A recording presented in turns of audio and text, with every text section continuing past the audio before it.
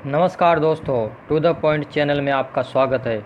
चलिए शुरू करते हैं आज की प्रश्नोत्तरी।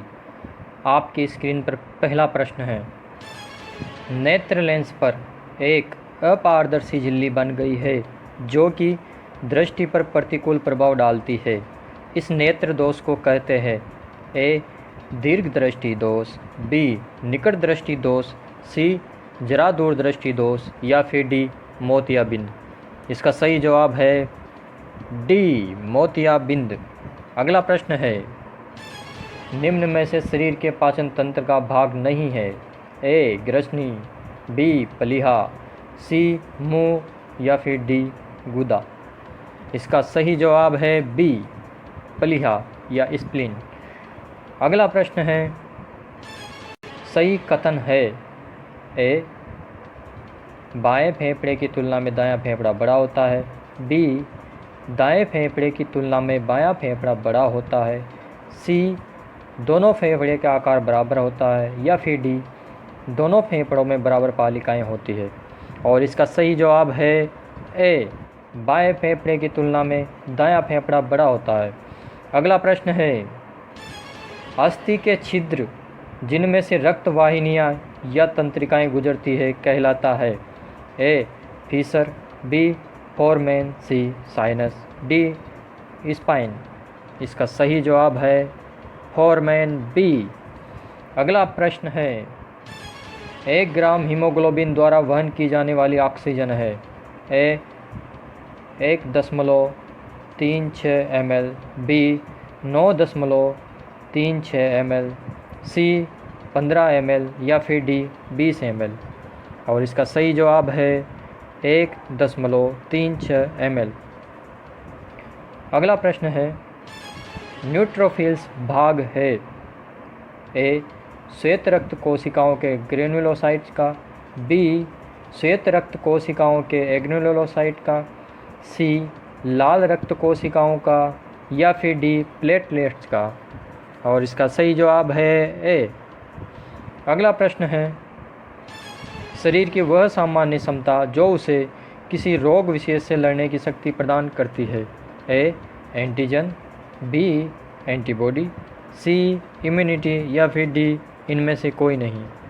और इसका सही जवाब है सी इम्यूनिटी। यह प्रश्न करंट अफेयर की दृष्टि से भी महत्वपूर्ण है। अभी कोरोना काल में न्यूज़ में इम्यूनिटी बढ़ाने की बातें चलती रहती है। चलिए अगला प्रश्न है, पित्ताशय अनुपस्थित होता है ए कुत्तों में, बी घोड़ों में, सी गाय में, डी सूअर में। और इसका सही जवाब है बी घोड़ों में। अगला प्रश्न है, जुगाली करने वाले पशुओं में यथार्थ जो रियल आमाशय है वो होता है ए रेटिकुलम में, बी ओमेजम में, सी एबोज्म में, डी रूमन में। और इसका सही जवाब है डी रूमन।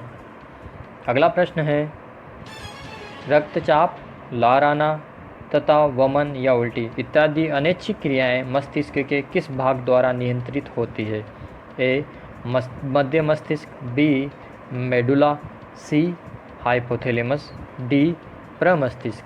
और इसका सही जवाब है बी मेडुला। अगला प्रश्न है, एक सामान्य मानव नर में गुणसूत्र गठन होता है ए 44+XY, बी 42+XY, सी 46+XY या फिर डी 41+XY। और इसका सही जवाब है ए 44+XY। अगला प्रश्न है, मस्तिष्क का सोचने वाला भाग है ए अग्र मस्तिष्क, बी मेडुला, सी सेरेबेलम या फिर डी दिल। और इसका सही जवाब है अग्र मस्तिष्क या फोर ब्रेन। अगला प्रश्न है, आहार नाल का सबसे लंबा भाग है ए आमाशय, बी छोटी आंत, सी ओइसोफेगस या फिर डी बड़ी आंत। आहार नाल का सबसे लंबा भाग होता है छोटी आंत, लेकिन इसको छोटी आंत इसलिए कहते हैं क्योंकि इसका जो व्यास होता है वो कम होता है बड़ी आंत की अपेक्षा। बड़ी आंत का व्यास ज़्यादा होता है इसलिए इसको बड़ी आंत कहते हैं। चलिए अगला प्रश्न है, निम्न में से कौन सा अंग पाचक रस नहीं बनाता है ए आमाशय, बी यकृत, सी अग्नाशय या फिर डी मूत्राशय।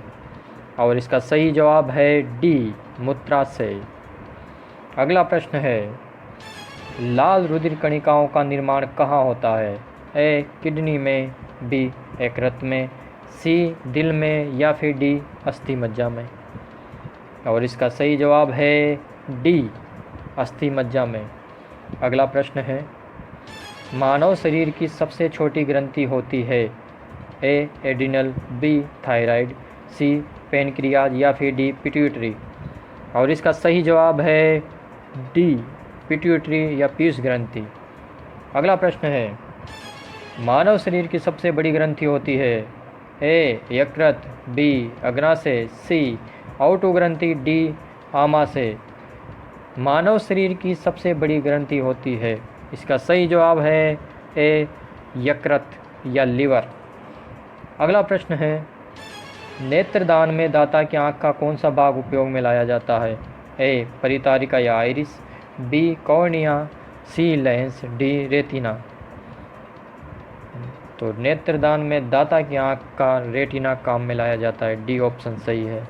अगला प्रश्न है, हमारी छोड़ी हुई सांस की हवा में कार्बन डाइऑक्साइड यानी कि CO2 की मात्रा लगभग कितनी प्रतिशत होती है? ए 4%, बी 8%, सी 12% या फिर डी 16%। इसका सही जवाब है डी 16%। अगला प्रश्न है, मानव नेत्र का कौन सा भाग आँख का रंग निश्चित करता है?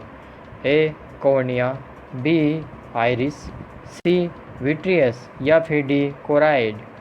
इसका सही जवाब है आइरिस, इसको परितारिका भी बोलते हैं। बहुत बहुत धन्यवाद दोस्तों।